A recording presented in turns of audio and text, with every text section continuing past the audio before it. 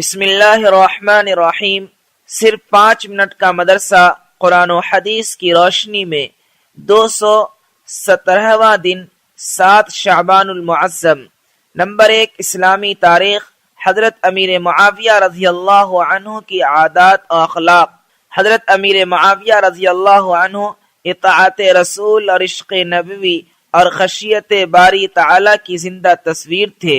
حلم بردباری کا یہ حال تھا کہ مخالفین سخت کلامی سے پیش آتے مگر آپ ہنسی میں ٹال دیتے۔ حضرت قبیصہ بن جابر رضی اللہ عنہ کہتے ہیں کہ میں نے حضرت معاویہ رضی اللہ عنہ سے بڑھ کر کسی کو نرم مزاج نہیں پایا۔ بسا اوقات برا بھلا کہنے والوں کو انعام و اکرام سے نوازتے اور فرماتے، جو مزہ مجھے غصہ پی جانے میں ملتا ہے وہ کسی چیز میں نہیں ملتا۔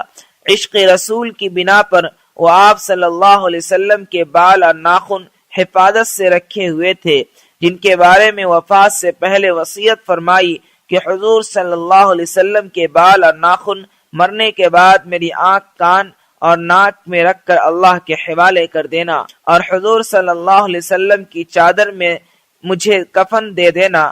اطاعت رسول اللہ کا یہ حال تھا کہ ابو مریم ازدی سے یہ حدیث سنی، جس شخص کو اللہ نے مسلمانوں پر امیر مقرر کیا پھر اس نے ان کے اور اپنے درمیان پردے حائل کر لیے تو اللہ تعالیٰ اس کے اور اپنے درمیان پردے حائل کر دے گا۔ یہ حدیث سنتے ہی آپ نے لوگوں کی حاجتیں اپنے سامنے پیش کرنے کے لیے ایک نمائندہ مقرر کر دیا۔ ان کی سادگی کا یہ عالم تھا کہ دمشق کے بازار میں پیبند لگی ہوئی قمیص پہن کر چکر لگاتے اور دمشق کی جامع مسجد میں پیبند لگے کپڑے پہن کر خطبہ دیتے۔ غرض علم و فضل کا یہ سورج دمشق میں 22 رجب المرجب سن 60 ہجری میں ہمیشہ کے لیے غروب ہو گیا۔ انا للہ و انا الیہ راجعون۔ نمبر 2، اللہ کی قدرت۔ آسمان کے مختلف رنگ۔ اللہ تعالی نے آسمان پیدا کر کے 4 یعنی CMY کے رنگوں سے مزین کیا، لیکن جب ان رنگوں میں سے ایک کا اثر زیادہ اور دوسرے کا کم ہو جاتا تو تیسرا رنگ پیدا ہوتا۔ الغرض رنگوں کی کمی زیادتی سے آسمان کبھی نیلا، کبھی پیلا تو کبھی لال اور نہ جانے کیسے کیسے رنگوں میں خود بخود بدل کر خوبصورت نظر آتا ہے۔ پھر اس میں سے سورج، چاند اور ستارے سب کے لیے الگ الگ راستے ہیں، جو اپنے اپنے راستے سے آتا جاتا، نکلتا اور چھپتا ہے، جبکہ آسمان پر نہ راستے نظر آ رہے ہیں اور نہ رنگ بنانے کا خزانہ نظر آ رہا ہے۔ آخر یہ سارا نظام کہاں سے چل رہا ہے؟ بے شک یہ سب اللہ کی قدرت کا نمونہ ہے۔ نمبر 3، ایک فرض کے بارے میں۔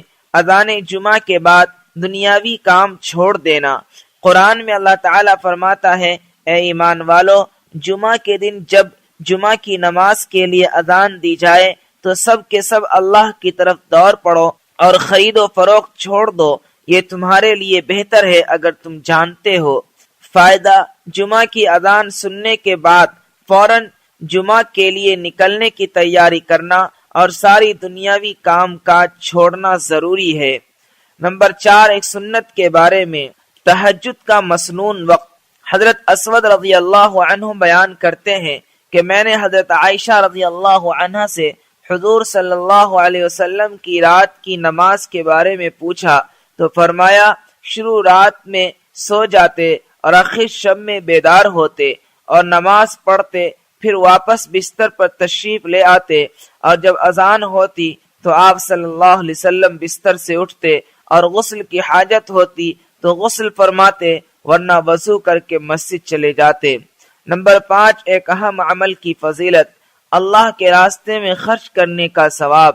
رسول اللہ صلی اللہ علیہ وسلم نے فرمایا، اللہ کے راستے میں جو خرچ کرے گا اسے 700 گنا ثواب ملے گا۔ نمبر 6، ایک گناہ کے بارے میں۔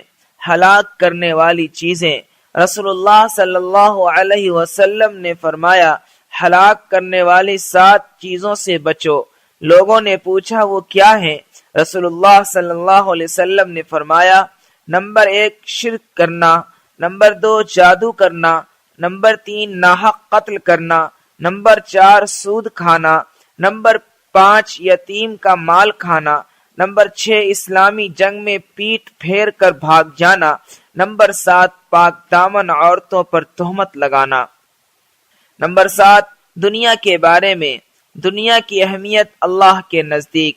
رسول اللہ صلی اللہ علیہ وسلم نے فرمایا، اگر دنیا کی قیمت اللہ کے نزدیک مکھی کے پر کے برابر بھی ہوتی تو اللہ تعالیٰ کسی کافر کو ایک گھونٹ پانی نہ پلاتا۔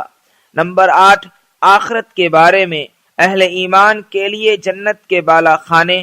قرآن میں اللہ تعالیٰ فرماتا ہے، جو لوگ ایمان لائے اور نیک عمل کرتے رہے ہم انہیں جنت کے ایسے بالا خانوں میں جگہ دیں گے جن کے نیچے نہریں بہ رہی ہوں گی، وہ ان میں ہمیشہ رہیں گے۔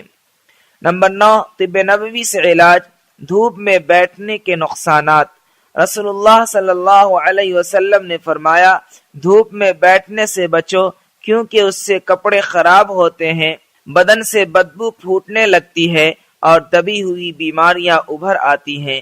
نمبر 10 قرآن کی نصیحت۔ قرآن میں اللہ تعالیٰ فرماتا ہے، اے ایمان والو، تم اللہ اور اس کے رسول کے حقوق کی ادائیگی میں خیانت اور کمی نہ کیا کرو اور آپس کی امانتوں میں بھی خیانت نہ کیا کرو، حالانکہ تم اس کے نقصان کو جانتے ہو۔